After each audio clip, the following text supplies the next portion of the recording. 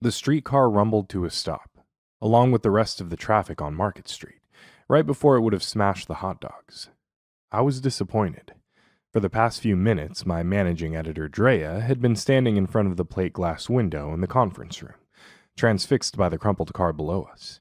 I had allowed myself to be distracted from the wreck by the hot dogs that had rolled neatly onto the tracks, entertaining fantasies of the meaty carnage that would happen when they met the wheels of the streetcar.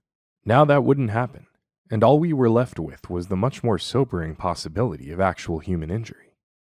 "God, I hope that's ketchup on the windshield," Drea murmured, snapping my attention back to the car. The noise outside had diverted us from starting our meeting when the green sedan hopped the curb and plowed onto the sidewalk, colliding with the hot dog stand. Now the tip of its nose was just out of our view below. Fragments of the shattered cart were strewn all over the sidewalk and street, and the vendor who had been working the steam trays was nowhere to be seen. There was a small crater of cracks in the center of the windshield, which was indeed surrounded by splatters of something shiny and red.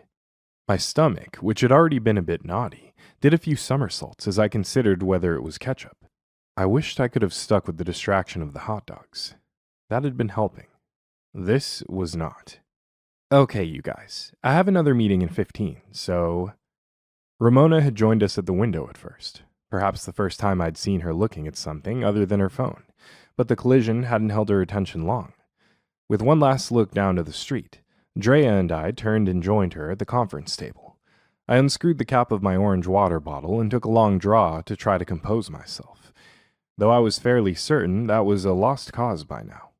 I usually worked from home, so a rare summons to the editorial offices in San Francisco tended to fill me with a dread of the unpredictable, especially when it was for a meeting with the big boss, the editor-in-chief.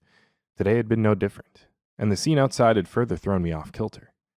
Ramona tapped on her phone a few seconds longer, then dove right in. "Oliver, we're sending you on assignment.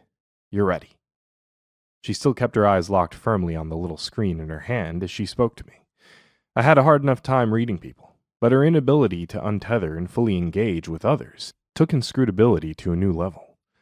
On the upside, at least I didn't have to worry about faking eye contact with her, a particular blessing in my still slightly unsettled state after seeing the crash. Not that she didn't expect your full attention to be on her, regardless of her refusal to reciprocate. She had an uncanny ability to sense when your focus was anywhere but firmly on her.